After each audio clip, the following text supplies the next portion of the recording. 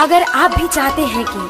आपन म्यूजिक के वीडियो सबसे पहले आप तक पहुंचे, तो लाल बटन को दबाकर चैनल को सब्सक्राइब जरूर कर ले और साथ में बेल आइकन को दबाना ना भूलें।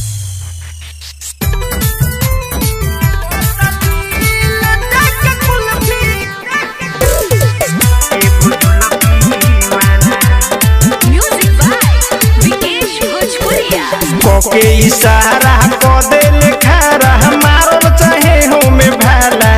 एगो झुलफी वाला के इशारा को दे खारा मारो चाहे हो में भाला एगो झुलफी वाला सौखी झुलफी वाला मांगत दिल देख कुलफी एगो झुलफी वाला मांगत दिल देख कुलफी एगो झुलफी वाला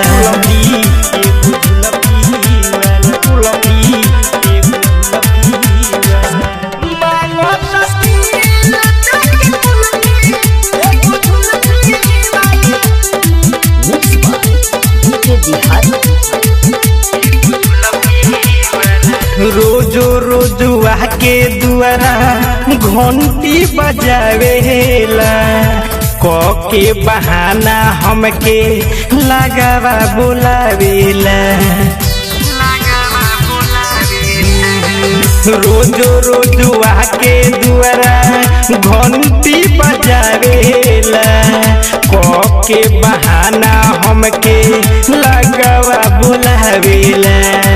करे न डर सकी तोने गऊ जान के देखो न बैठल बा दुआरा पठान के देखो न बैठल बा दुआरा पठान के बाहाटा खाटा देखे में लंबा आधा बकोरा धकाला एगो झुलफी वाला सौखी झुलफी वाला मांगत दिल देख कुलफी एगो झुलफी वाला मांगत दिल देख कुलफी एगो झुलफी वाला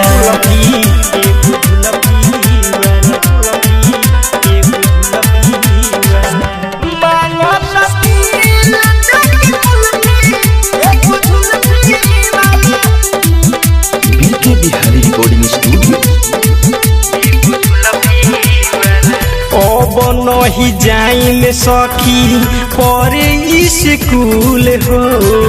कइले बचल फिरल हमर मुश्किल हो अब नहीं जाइन सखी परे स्कूल हो कइले बचल फिरल हमर मुश्किल हो देखे अकेला जब चले रफ्तार में बालमा बिनोहे उनका नाम सखी बाके बाले माँ बिनोहे उनकर नाम सखी बाके राइटर लाल कहरी राजा बड़ी बारे दिल वाला एगो झुलफी वाला सौखी झुलफी वाला मांगत दिल देख कुलफी एगो झुलफी वाला मांगत दिल देख कुलफी एगो झुलफी वाला। बीके Bihari recording studio, station road, घोड़ा सहन।